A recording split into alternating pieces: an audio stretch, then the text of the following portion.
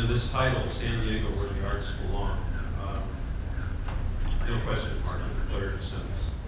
I see this as a continuation on the last conversations on beauty that we had.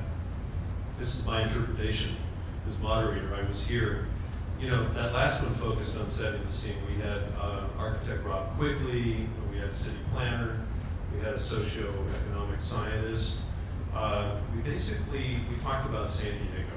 We talked about this place, I don't know whether to call it a palette or what. Jim, how did you come up with the theme of tonight's talk? You should explain that. Well, I think part of it was because it's our 30th, can you hear me? It's our 30th year as the foundation, and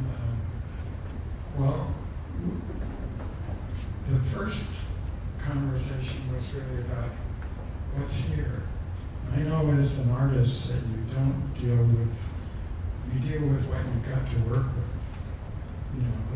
It's brick, you've got light, you have to know that first. So we were talking about things like one of the things we were involved through the Pacific Rim Parks with doing a park in Vladivostok, and we became sister cities with Vladivostok.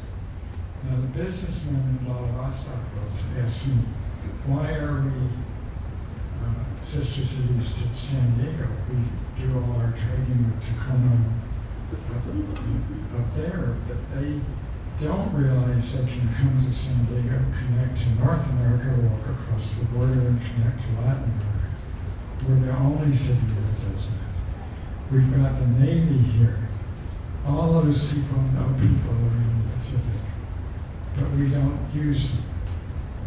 We've got biotech and all of the new businesses, which are world. They think of San Diego as part of the world. They're not. It's very different than it was, 20 years ago. So there's all these things that are changing. So we wanted to have a conversation on what are the qualities, what are we about, and then this panel is really okay. Once you name yourself, what are you going to do with it? And I have the feeling that we're about to go into I kind of hate to say this, but we've been so over controlling of everything. I think we're in a period where we need to let things be a little looser, accept chaos, accept that we don't know everything.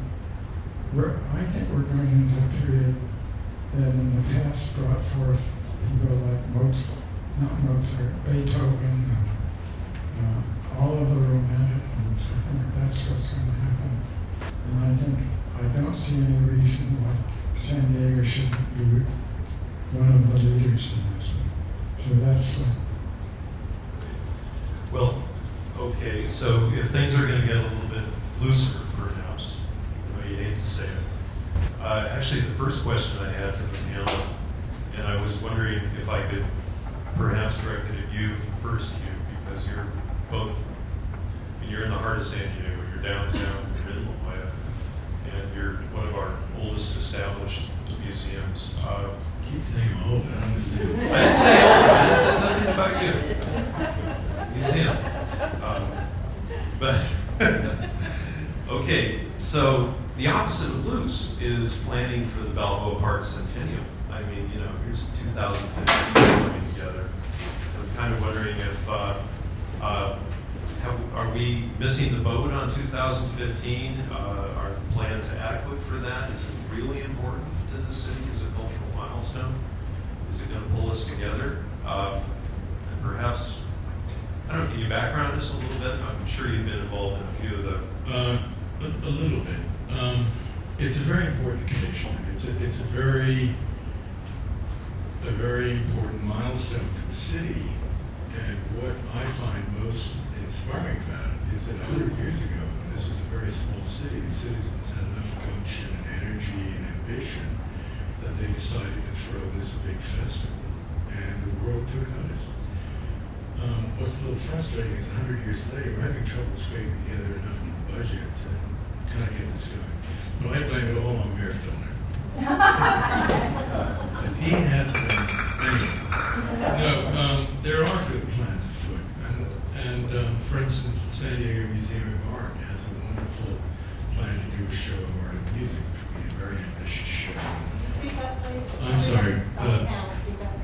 Thank you. The San Diego Museum of Art has plans for a major exhibition of the intersection of art and music. So that will be a worthy undertaking that wouldn't happen without the occasion of this centennial celebration. There is a little bit of those in the park and those out of the park, the in crowd and the also rants, and I run with the also rants.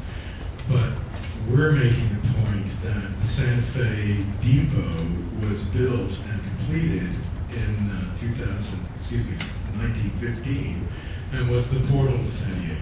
And more people arrived by train. There weren't that many cars then. They didn't come by ship. They came by train. So the city, in addition to building this extraordinary park, built this brand new railroad station. We're in that station with our downtown space. And our plan is we've invited 3 artists to come and study the history of both the depot and the baggage building. It's been featured in any number of films and literature, and the people who pass through there, including the ones going to the Centennial, make for a very rich history that we can have artists tap into to make new work. So that's something that seems appropriate to our mission, our location, and a way for us to participate without actually coming into the park and doing things. But I don't know nearly as much as many other panelists do about what the plans are and what's going forward. April and Patricia, do you feel that as members of more grassroots organizations that are you being included in any of these plans? Has anyone come to both of you and said, you know? I'm not sure that it's a matter of them coming to us. I think, though, that the plans are being made public, and so we're able to go and find out what's planned. And they've made an open invitation to anyone in the city to come forward if they have an idea and present their plans and see whether they can be included. I only just joined the board of the San Diego Art Institute last week, so I'm too new on the board to be able to speak about their involvement, but certainly they are in the park, and I'm sure there will be plans forthcoming. I do see it as a wonderful rallying point, rife with all sorts of possibilities for collaborations. April, how are things going with you? I think that you had an excellent point in that it takes an occasion like this to really bring us together.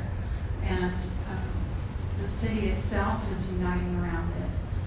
And maybe even more than the city. And it gives us an opportunity to really look at, almost like having a cocktail party gives you an excuse to clean your house, right? This is a moment for us all to look at what do we have to offer? What is the cultural inventory of our city? How does it interact? How do we used to interact? And what do we have individually as our organizations to offer to, you bring a dish. What dish will we individually bring that will add to the collective success and visibility? So visibility and utility are the 2 things that I feel will contribute to the status of anything or anyone, no matter what we're talking about. Visibility and utility. So where Art Pulse can contribute is we're a service organization and we have a television show on NBC, right? 5 menu documentaries every Saturday. And we can follow around what's happening. We can come over and talk to you and say, what are you doing here? Why are you doing it? Why is that important? And tens of thousands of people will see it. And then it'll live on the internet. And so in that way, we can enter people's hearts and minds and homes and be of service to other activists. So we're not in the park. We're not, a museum. So there's ways I think that we all can look at what can we bring to help, and that's Art Pulse's thinking. the word outsider is always the wrong word to use in the art community because we're not dealing with outsider art here. But how do you feel way up in Oceanside? Is this a county-wide? I mean, are they bringing you in? Well, the Oceanside Museum of Art's a regional art museum. We care about the whole region of San Diego and Southern California, so we're certainly looking at what we're going to do in collaboration and what programming we're going to do, and that is a high priority. I think as you're going to hear tonight, discussions around the need of collaboration, infrastructure, leadership in the whole regional arts community, I see this as an opportunity, as April says, and Hugh, to bring us all together in a galvanizing moment to coordinate ourselves as an arts community. But I do feel that the larger picture is around the systemic, more comprehensive integration of ourselves together in a collaborative approach to our greater needs of arts and culture and as a partner in community building efforts. And I think that's really what is most important. If 2015 helps us get there as one element, catalyzes that kind of change of behavior, all the better. But I'm not going to bank on that being the one thing that's going to do it. I think it takes a much larger mindset amongst all of us as arts leaders and in the community to address the opportunities that I think we've all get up in the day and work really hard at individually. And that's kind of throwing ourselves into what I think is really the large discussion around where the arts are right now, what Jim was just saying about the looseness and maybe a little bit more of an egalitarian kind of opening the door of the arts to the whole population and what it's going to take to do that is the way I interpret it, at least part of Jim's comments. I had something to say about the centennial. The way I look at it, when we had the centennial, or we started the big fair, we had the idea that we were going to be a major city. The railroad didn't come here, and we turned in on ourselves. Basically, what Neil Morgan used to say, we were a cul-de-sac. And I think that symbolically, the 100th year is a major thing, because I think it's time that we realize that we're not a cul-de-sac, that we really have the potential to make a huge contribution to the whole world, and we should get up and do it. I just had one clarification. You're absolutely right. The railroad did not come here in the sense of the transcontinental trade routes across the country. I mean, as you said, we opened the station, but it was as a destination, literally a cul-de-sac. They never really got it together on that railroad through the Carrizo Gorge and that kind of thing. So anyway, we did have a railroad though. When I first heard about this project, I was talking to people at the San Diego History Museum, and they actually told me a story which I didn't know, which was that the reason we had the exposition was to prove that we would be a port, not for the railway, but for a port. That the Suez Canal had just opened up, and then Panama Canal, I'm so sorry, the Panama Canal had just opened up, and we were in competition with San Francisco, I believe, of where there was, what was going to be the major port to serve that. And I think we have turned into a port to a certain extent, haven't we? A Navy port. A Navy port, yes. The decision on the Navy came shortly thereafter. Franklin Delano Roosevelt was here to open the Cabrillo Bridge as part of the festivities as an undersecretary. And anyway, the fact it became a Navy port in some way may have precluded it being a more industrial port, and also the fact that the railways aren't transporting goods. Yeah, good. Well, let's pick up on something Daniel said, the state of the arts today. I mean, I love it when a panel is, talks about some of the challenges. We don't want to do a thorough beatdown of San Diego, here today. I mean, I think it's probably, the topics are fairly optimistic, definitely. But what are some of the biggest challenges you see? I mean, I'd like to maybe start with Patricia. You've got your finger on 150 different arts organizations, and what, 2,500 individual artists or something like that? We have actually 2,206, I counted them today, visual arts organizations listed on the site, and that's about 909 organizations that service the arts, and the rest of them are artists. But it's so funny because I guess I just don't think in terms of what a challenge is, except having enough time to do everything that you want to do.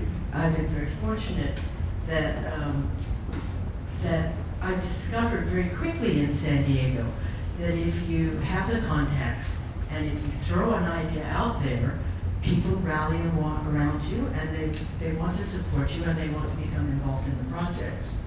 So, for example, we did what I thought was a very small project a couple of years ago called Little and Large, which was, the idea was the economy was turning down in 2008, and we wanted to have sculptors make a piece of jewelry and jewelers make a piece of sculpture, and then show them side by side.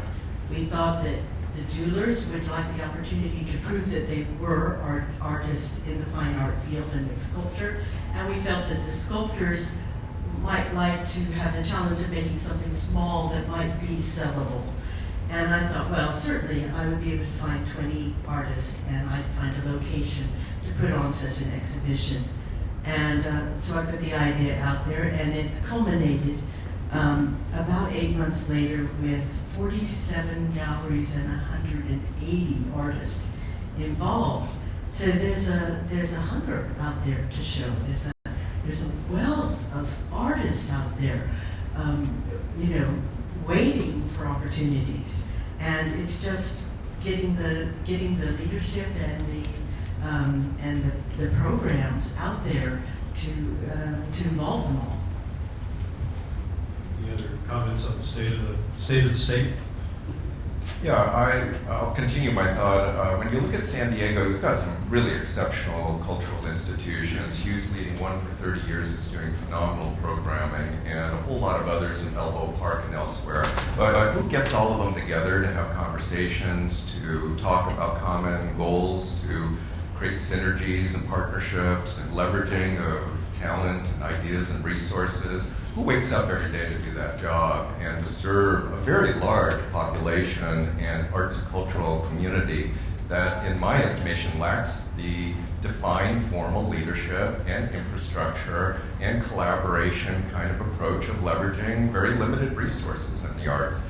And in most communities, you have an arts council or you have some mechanism that's in place that creates either hierarchical leadership, we all kind of see some value in our individual participation, or there is a culture of the community that says we need to figure it out more anecdotally or organically how we're going to do that. And in my estimation of the 25 some years that I've been in San Diego, I see a lack of that.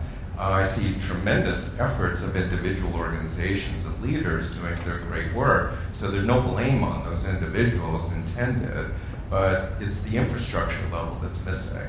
I can't imagine the business community not having a chamber of commerce or some place that organizes everything from an umbrella point of view.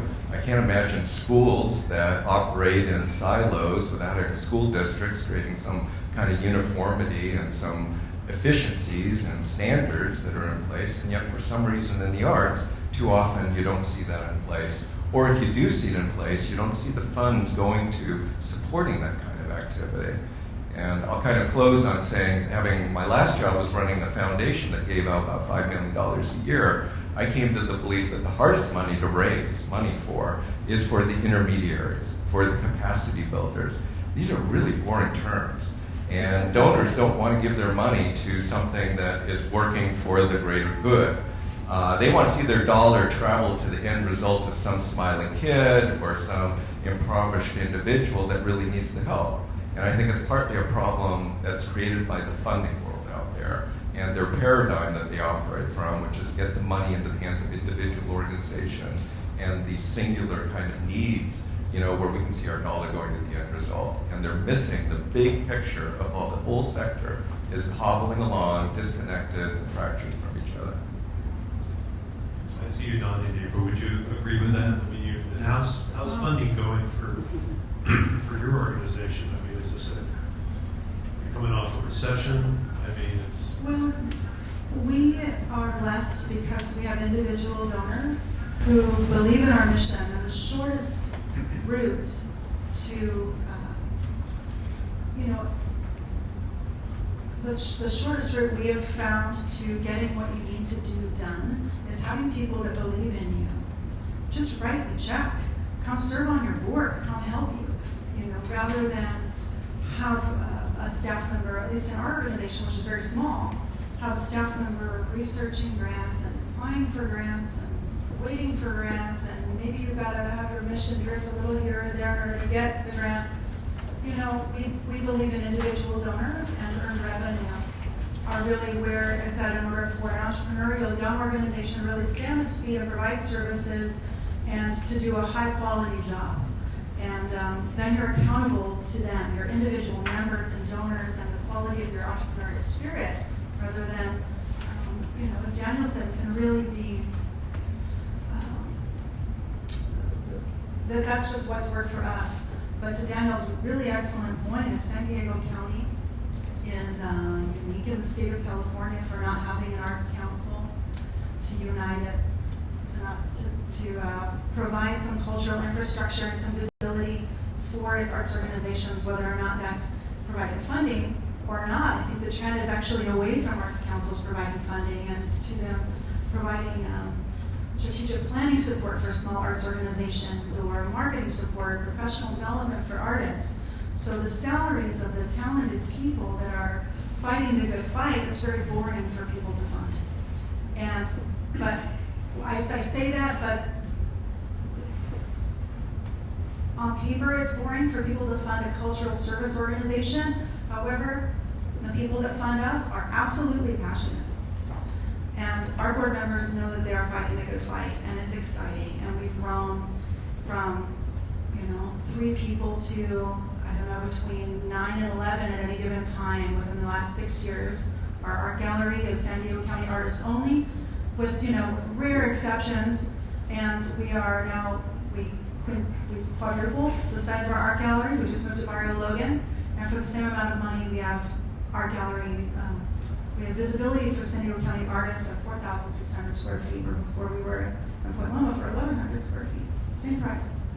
And we opened a TV show on our arts and culture events website, and so there's the hunger is absolutely there, to Patricia's excellent point, and the need is becoming visible, I think, to our political community, and to our business community, and to our arts community. Finally, I'm so excited about that.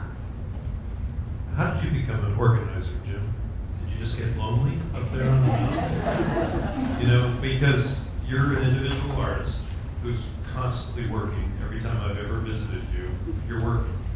You're so busy, and yet somehow you've always found time to be down here organizing volunteers in Tijuana and doing things like what we're doing tonight. Do you feel the need for more organization in San Diego County? More leadership? I think you guys know a lot more about it than I do. I think the reason we started the foundation is, I knew some really special people, like Jim Britton and Bruce Richards and Lloyd Rocco. And they were all friends, and they were interested. In the 60s, there was kind of an interest in not only in the arts, but in the culture and in the whole picture. And I think when the LA Craftsmen weren't able to show at the Fine Arts Museum, it sort of took the heart out of them. And it kind of, the art community sort of splintered a little bit. So we were really trying to get business people and artists to talk to each other. So we organized shows, did things with Tijuana. And part of it, I don't think I'm an organizer, I just think it's interesting. And I don't know, intentionally, it isn't. I don't do it intentionally. I don't know. It just seems like there's a need and nobody's doing it, so I better do it. You don't mind me interjecting. Jim, you're a visionary with great ideas that force this community, upon hearing your visions, to organize themselves. Might not be your intent, but that's what happens. You guys have to organize. You didn't even have to say it. Well, Hugh, what's the, the outside world looks to San Diego more and more major corporations, we've got Qualcomm here. What's their, you're a high-profile museum. What's their perception of San Diego as an arts and cultural community? Well, I think it's made great strides in the last 50 years, and a lot of that can be attributed to UCSD and San Diego State and the leadership they've shown. We don't have, one of the challenges in San Diego is we only have, I believe, 2 Fortune 500 companies, Sempra and Qualcomm. We don't have a lot of old money. We don't have a lot of family foundations like Carnegie and Mellon and the like, because we're a young city. And our very able San Diego Foundation is very young. Its assets are quite limited. And so we have that working against us. The other thing is that we have incredible creativity in the high-tech sector, in biotech and in telecommunications and many other related fields. A lot of very bright people discovering things. But when it comes time to manufacture, it tends to move out of the city and often out of the state for reasons we all understand. The other thing is that any city that is 100 miles from an artistic epicenter like Los Angeles is always going to have more trouble getting noticed and getting traction, which is why Philadelphia and Boston don't have as vital a scene as New York City, and yet Houston, being further away, has more energy to draw on. So I worry about our setting. When I first moved here, I was told this was the 8th largest city in the United States. Then I found out that the city limits were bigger than Rhode Island, so it's a kind of misleading statistic. And if you look at us, I think in economic terms, we're 26 or something like that. So to have both a Major League Baseball team and a Major League Football team and be the 26th largest city, that's a more realistic measure of what we can be doing, what we should be doing. We talk about, and I agree completely, that the more infrastructure we have, the more people we have organizing us and asking us to collaborate and work together, that can't hurt at all as long as it doesn't siphon off too much of the limited money we have. But money is the need.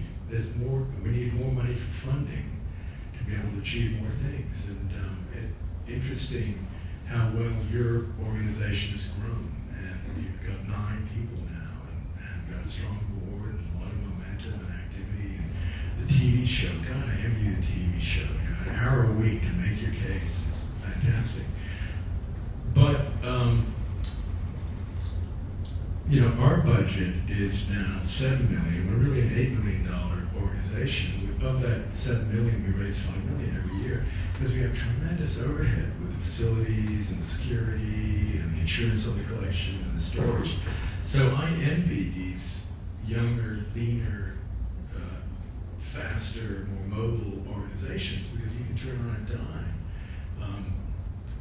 I was saying driving down here with my girlfriend that 30 years ago I came to town, I was invited on every panel, and all you had to say was, I think we should turn Mission Valley into an exhibition space, and we should have free admission, and that would revitalize this community. And now I'm the problem, after 30 years of elitism and infighting and sequestered in La Jolla, blah, blah, blah.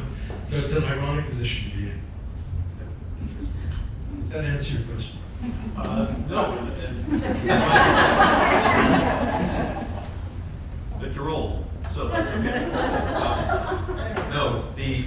By the way, I was just going to say, all roads don't lead through some kind of Rome here. Please interrupt each other and feel free to talk cross purposes at any time because I've got some questions And but Daniel, I saw you.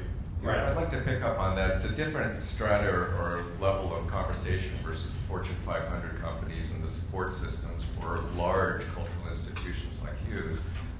But there's a tremendous movement of downtown revitalization around the arts, culture, and entertainment, and even tourism in some instances. And a lot of the downtowns in our country were the shopping meccas in the 1950s, and then the malls came along and outcompeted them, and then they languished, and they fell into disrepair and all kinds of social problems, and Oceanside and a number of other downtowns fit that category of a few decades.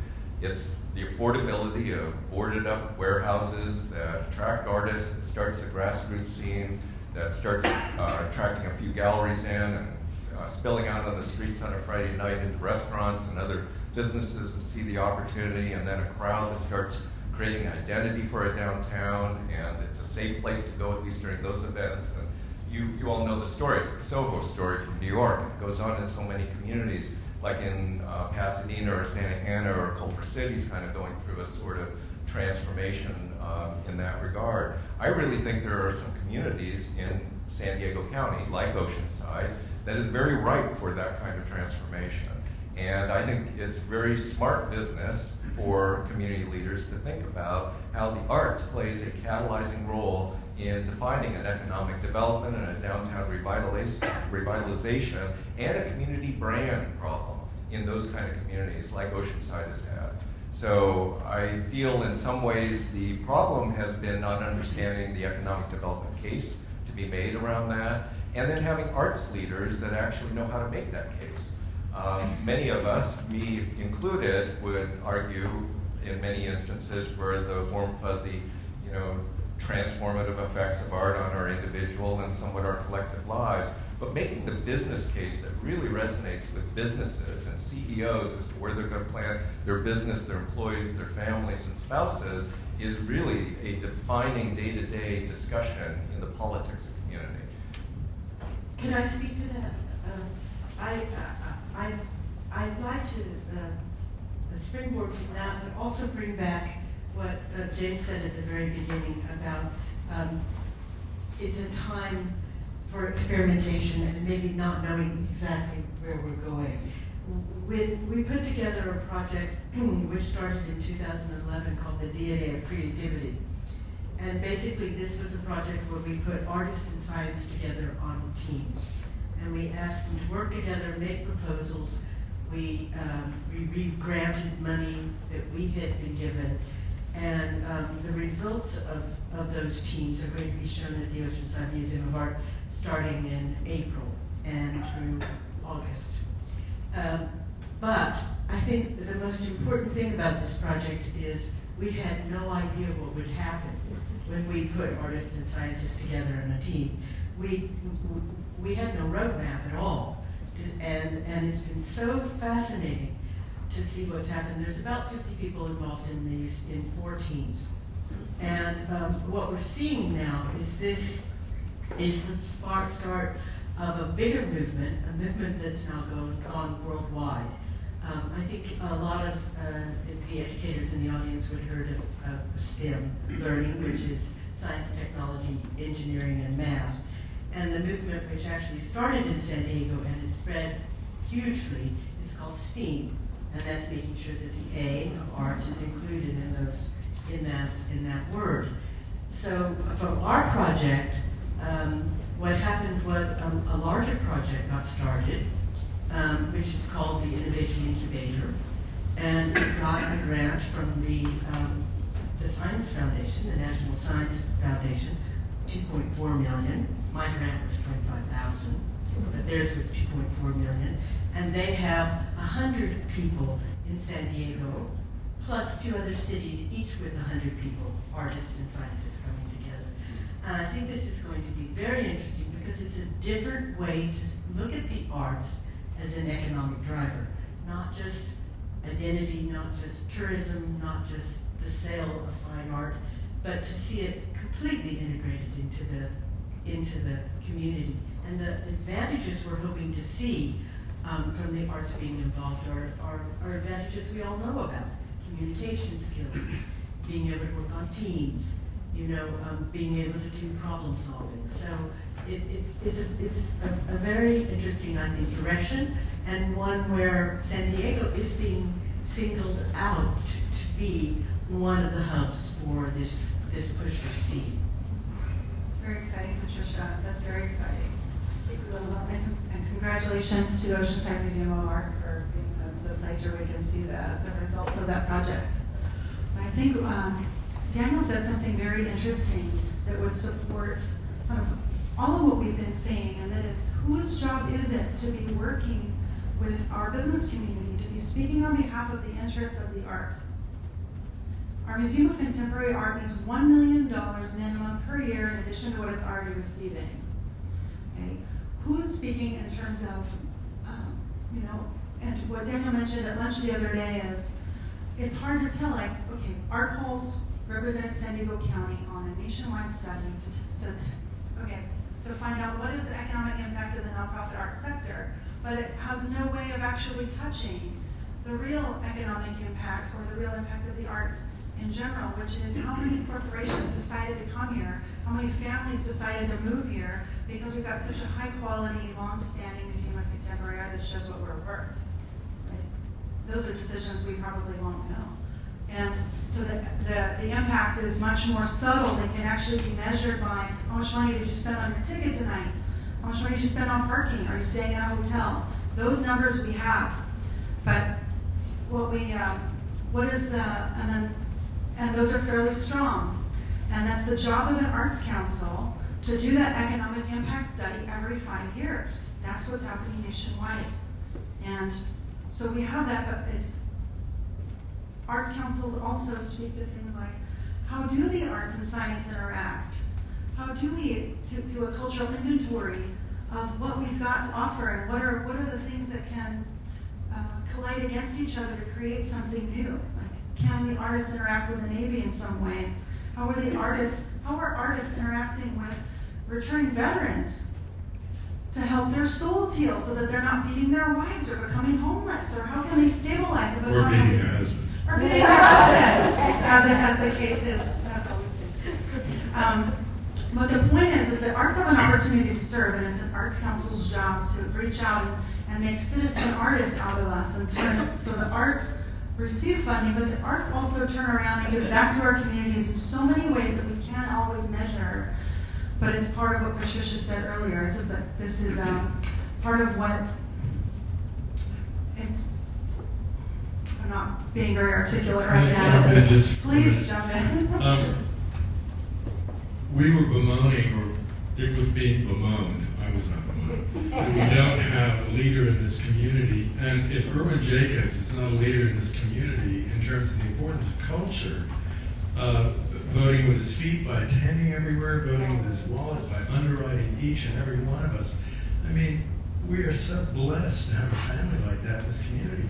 That's how you reach these other, that's how we get high-tech guys to come to the museum. We get Paul Jacobs to invite them to come over. A chamber of commerce of an arts council doesn't have the clout to pick up the phone and say, can you come over and have cocktails with Irwin Jacobs? Yes, but you say they don't do that, but they could do that if they were innovative. If it's just another layer of administration, we don't need that. We don't need just something standing in between where we want to go and where we are. But if you were innovative about programs that some sort of art agency could do, if you could do VIP art limousines, so they would be filled up with selected guests on a Friday night, once a week. It might be very elitist, but it would make a huge impression when they arrive. You have no idea what happens at a small art gallery when VIPs arrive. If they go, yes, just to your museum, or if they just go to the opera, yes, you're right. But if all of a sudden they turn up in a tiny little gallery in North Park, it makes a huge impression on the people that are there. So this is very interesting. So study studying arts councils around the state and around the country and working closely with Americans for the Arts, we're seeing strategies. How do we encourage? So the essence of what's needed is we need the affluent to engage in our arts community. We need them to get to know Hugh and to get to know our other arts I think they do organizations. know me. I think I penetrated the affluent Okay. community of San Diego All right, so in a then, way that's sexually transmittable. I spend every waking hour trying to seduce rich people to support the arts in this community. And frankly, I think I've done a pretty good job. I mean, look at our board of trustees. Look how much money they give every year. okay, that's for your museum, and then there's the But other it 17 has the cities. ripple effect. It has the ripple effect. And what's wrong with the Commission for Art and Culture? Its jurisdiction is one city. With We've got what's the 3 million seventh largest people. city in the United States? And we've got 2 other million people in 17 other cities with rich resources. I am not arguing against having an arts council.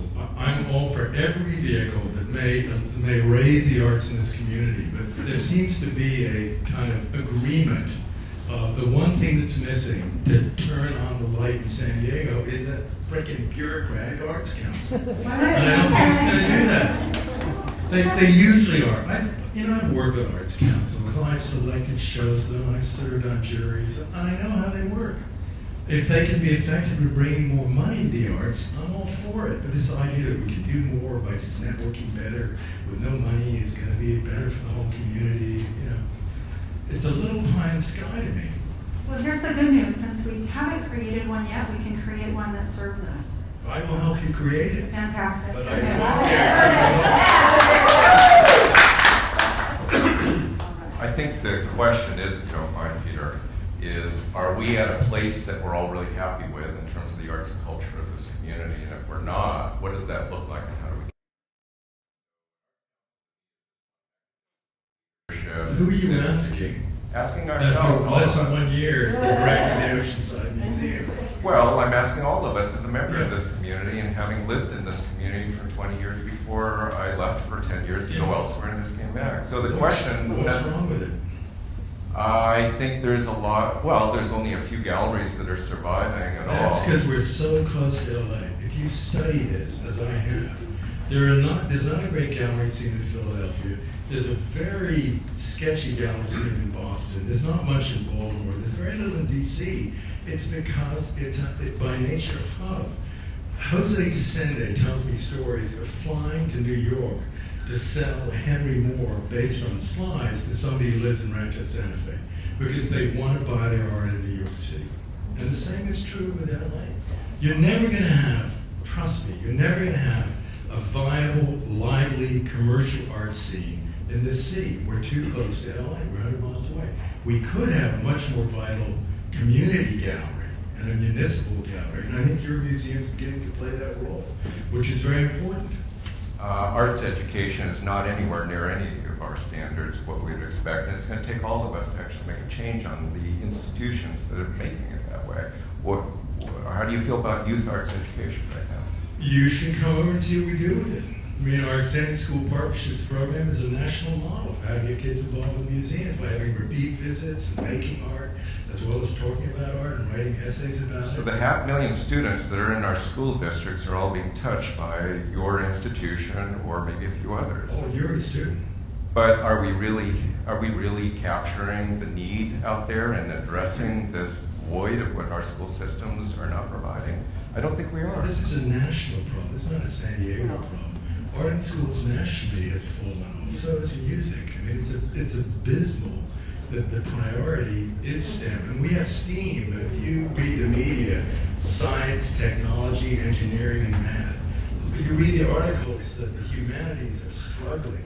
At Stanford, 40% of the faculty, undergraduate faculty in the humanities, 15% of the students. Yeah, definitely. I mean, I don't actually see any panacea from high. I think it's much more likely that the changing world of technology and social media and that's changing every aspect of our life is more likely to bring about a change than any. And it's a change that I simply don't think we know what that change is going to be yet. If we could participate in the blue sky fantasy of what it could we might have a chance of directing it in some sort of way. But I welcome sort of getting lost and not knowing exactly what's going on, and really just watching and seeing what's developing. There was a product that we demonstrated at the art fair. It was a pin that you hold in your hand that extrudes plastic. So the plastic dries almost immediately, within a second of when it comes out of the pin. So you can actually draw in space. Debbie and Larry Klein demonstrated this and had some pieces that they made out of it. That project was funded by a Kickstarter plan. They thought that they would start and ask for $10,000, and they made $2.4 million on Kickstarter. They now have the problem of how to produce all the pins that have been ordered. They're backed up until sometime in 2015, trying to make the delivery. But what an amazing thing! And this is an art tool that all of a sudden, you know, everybody wants to have. That where you could be making sculptures, drawing sculptures in air in all of our own homes. That's tremendously exciting. I do want to jump in here, though. I'm hearing a lot of words, science, technology, electronics, Kickstarter, and that kind of thing. Meanwhile, neighborhoods, you know, getting back to arts in the neighborhoods, getting back to revitalizing cities. Meanwhile, tens of thousands of people have trekked up to the mountains to Santa Isabel to see an artist whose inspiration is nature. And I haven't heard nature mentioned yet in San Diego. And as our foremost proponent of nature as inspiration, where does nature fit into the future of this city? Well, I was thinking of something else. Oh, go ahead. I'm just trying to get you back in the country. Well, the thing which I was thinking, I once read a book about the history of stained glass, and I remember in it, the author was making the point that a lot of the major changes in stained glass were not made with the big cathedrals, they were made in the small churches, because the hubs, places like New York and San Francisco, know who they are. They know where they're going, and they know what their artists are supposed to do. We don't know what we're doing. We don't know where we're going. So we have the luxury of envisioning what we want our city to be, and our community, and how we want to treat the arts. And that's a huge gift. I'd much rather live here and work than live somewhere where it's all predetermined what I'm supposed to do. That's excellent.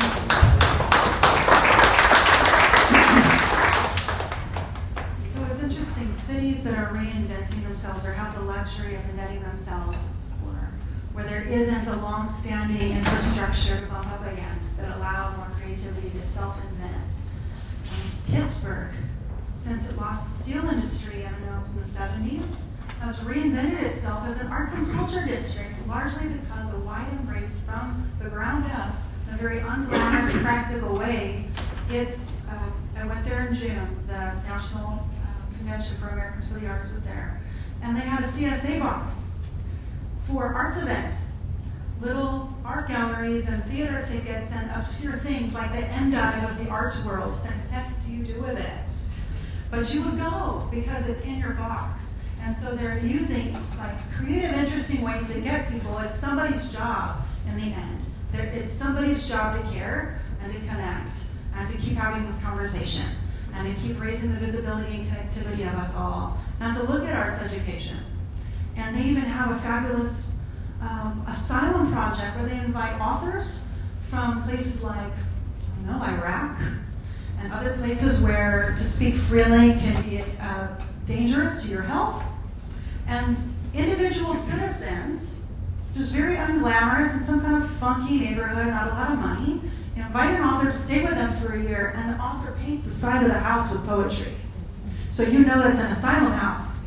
And you go through this neighborhood that's so free and so creative. This is Pittsburgh, thriving with the arts. It's exciting because they made a decision as the steel industry was pulling out that their intrinsic identity of the community was in its arts and in its people, and that would last.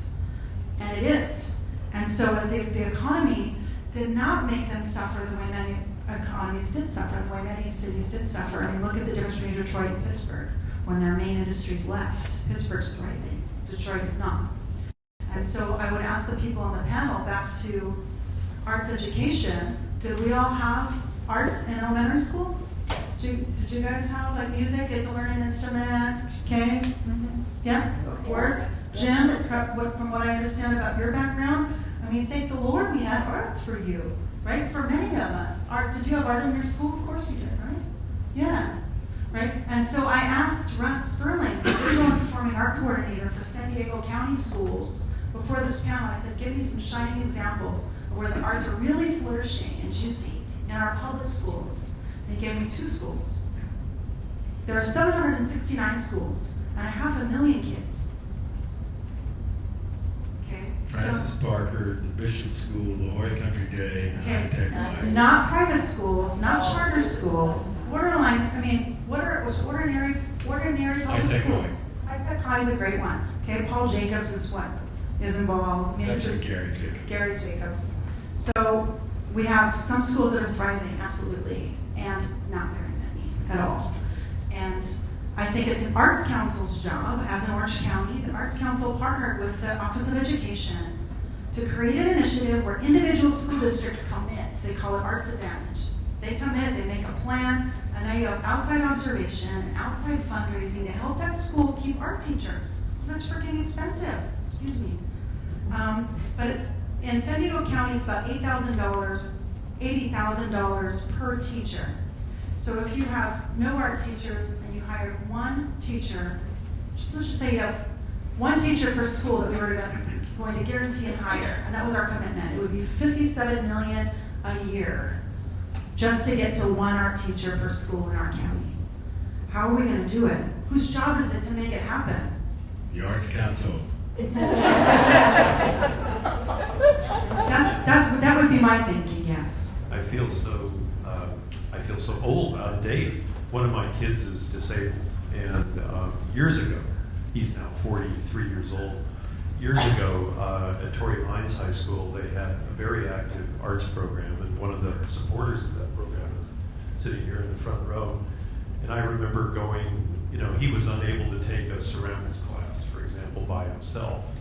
And I just remember going over to the school one day. I don't even think I checked in at the front desk. I just went over to Fred Marinello and said, hey, would you mind if my son, in fact, would you mind if both of us took your class? And I was in ceramics in high school for a semester.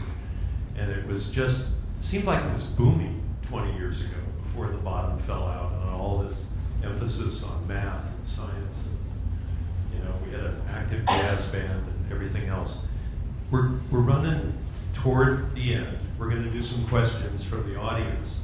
But also, I wanted to turn it back to you, Jim, and see if you had any, before we go to audience questions, did you have any questions for the panel?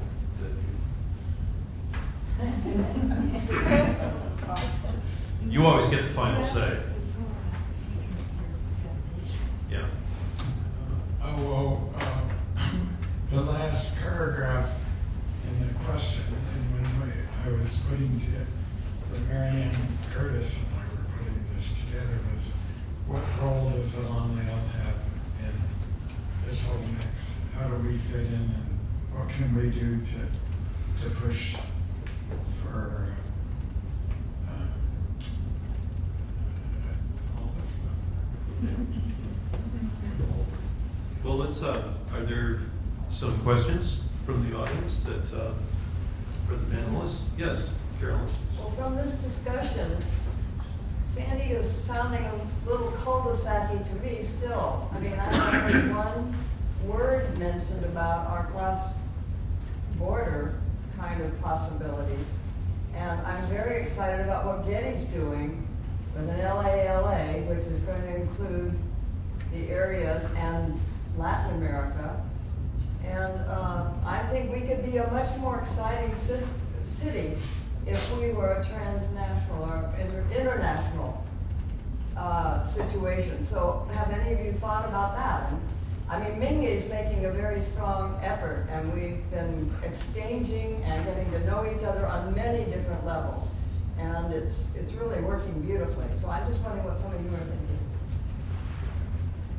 Well, with Art Pulse TV, I'm with you. We'd be much stronger as a region. And this is actually what I was most excited about when Mayor Filner was with us, is he thought of himself not as the mayor, he's the mayor of a big city, but he's also the leader of a region in a way. And so he's trying to unite us as a region, including Mexico. And so this porousness and this usness could make us much greater. And that's what LA really has going for it. Is it's not, when you hear LA, you don't think LA the city, you think also Santa Monica and Hollywood, and it's the region. And it's the LA County Arts Commission and the great work of Laura Zucker up there that helped rebrand that whole region as LA's art scene is really booming. And it's not just the city limits. We have that opportunity here with 18 cities and 3 million people and the border, which could be more porous.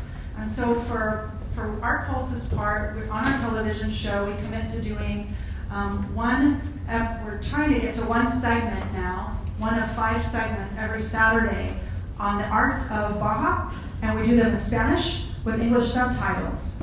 So we're going in and trying to find what's happening and exciting and trying to rebrand how we came to think of Tijuana whenever we went there last, you know? If it was 10 years ago, 20 years ago, or 30 years ago, it was a different place, and it wasn't as safe, and it wasn't as accessible. And so our internal representation of what it means to be in Tijuana is it's not what it is now. So increasing our visibility and changing our mindset about our neighbors, because they're thriving culturally.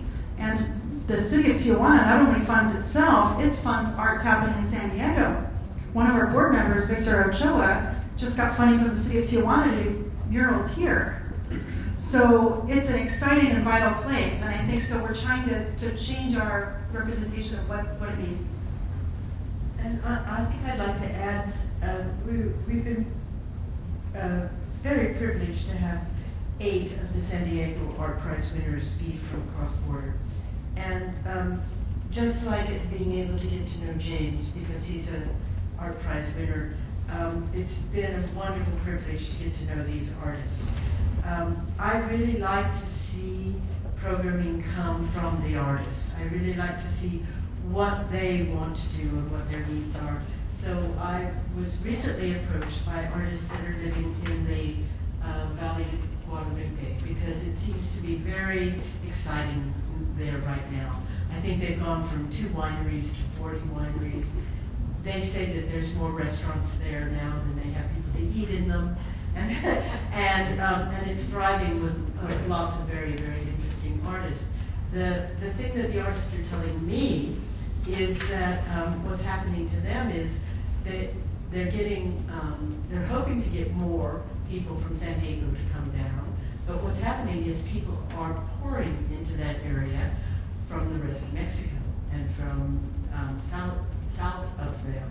And so I think it's really important for us to try to go down there, see what's happening, become involved in it, and really experience it. And we're hoping that we can, set some tours and do some events that will allow people to go down and journey and see what it's like. Go ahead. You? I was going to say, at the Museum of Contemporary Art, we've been doing cross-border work for 25 years. And, one of the things that we're proudest of is that nobody's been collecting the art of Tijuana, but we've been putting together a collection. And for the last year, we had selections from artists from San Diego County, Ocho City, and from Tijuana and Northern Baja up for a year, just showing the diversity and strength, and we still have a number of those pieces up.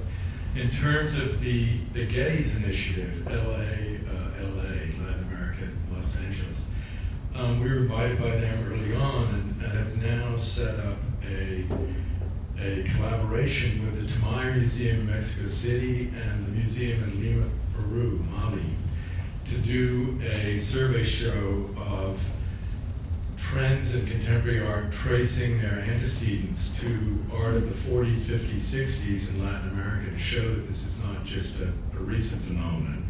And rather than having American curators and scholars go down in colonial style and tell them what's good about what they do, is to generate an exhibition with them, publications with them, and then the show would travel to each of our 3 museums. But this is the most heavily trafficked international border in the world, and as James Hubble makes the point, we are not a cul-de-sac, we are the major portal to South America, Latin America. So this is a very different sense of ourselves than the fact that we have an airport with 1 runway. If you look at the Mingue and all the art from Mexico that's actually here, right where we're sitting. And speaking about sitting, I hope you've all been upstairs to see the chair exhibition. So before I came down, it's really a wonderful show. Other questions? Yes. I was just going to mention that James sent me with the Pacific Rim Parks to Jeju, South Korea, where one of our high school kids attended an international youth forum. I just got that, where there were 9 countries, 19 cities, and through James's efforts, those kids are now connected to one another from Russia, Iraq, China. So Jim's organization is already doing something like that, and it could be expanded and encouraged, and these are the kinds of things that James Hubble stands for. Yeah, I want to add on to that. James has been just doing incredible over-the-border work for years. Every Saturday, practically going down over the border and building school, and then in Pacific Rim countries, building parks and schools. And it's really, it's amazing work that really deserves all of our applause tremendously for the devotion and the vision of sharing his work beyond just the cul-de-sac in San Diego. I also want to pick up a little bit on the Ilan-Lael and what is the vision of the future as I see it. I've long lamented how the art world, or actually let me rephrase that, how the marketplace of the art world tends to commodify and objectify and compartmentalize art into these objects that are for sale, and then we put into our homes. We have an artful experience either inside our homes, or we go into cultural institutions, but the rest of the 168 hours in the day, in the week, is a pretty utilitarian kind of lifestyle. And Jim, to me, is the beacon of the future. He reflects with this amazing property, 40 acres, and how he's combined architecture with stained glass and sculpture, with paintings and all of the art forms to saturate your senses on a minute-by-minute, hour-by-hour basis that really creates a slice of heaven, without a doubt. And this is the future of where I think our built community and our thinking of our lifestyles and our communities really needs to go towards. And I even would suggest that with the fast-paced technological changes in our world that are just speeding up like crazy, there's going to be this kind of pent-up need within our communities for the back to nature and the do-it-yourself and the real substance of what Jim Hubble stands for and has for 60 years. And that's only going to grow in its importance, in my estimation, over the next decades to come.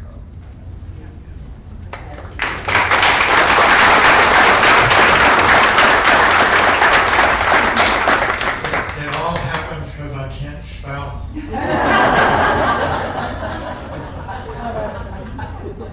It's not true. You're a fine writer. I've got a book of your poetry. Oh, she's your editor?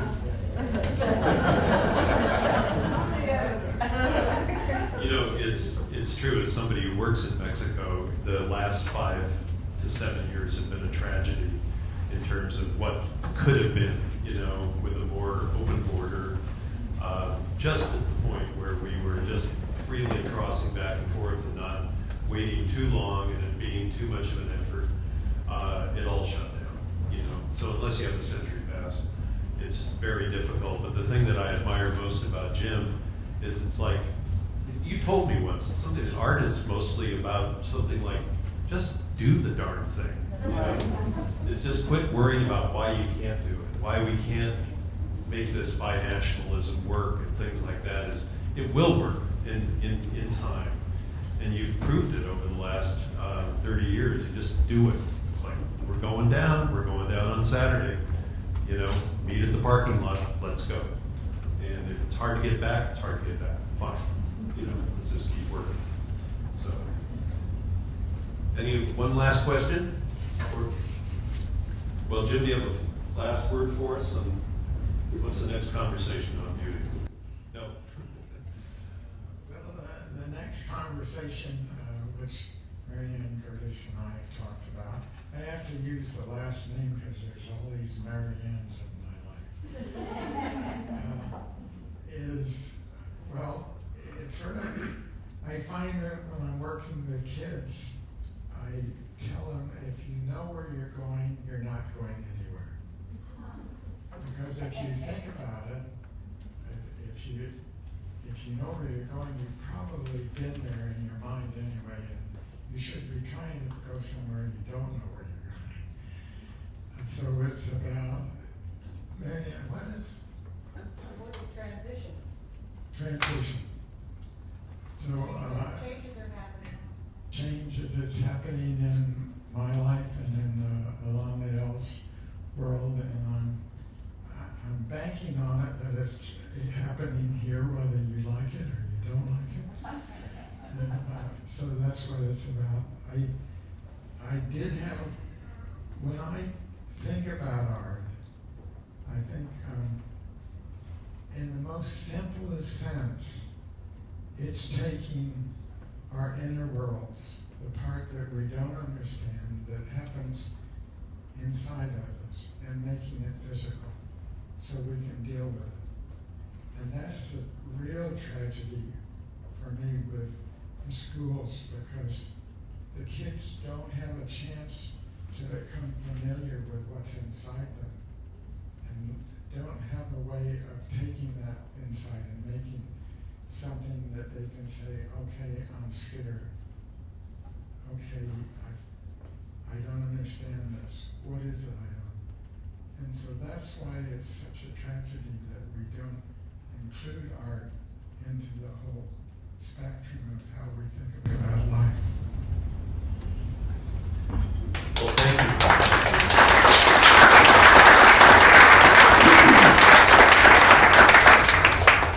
Well, thank you, panelists, for a good, lively discussion. Thank you, Peter.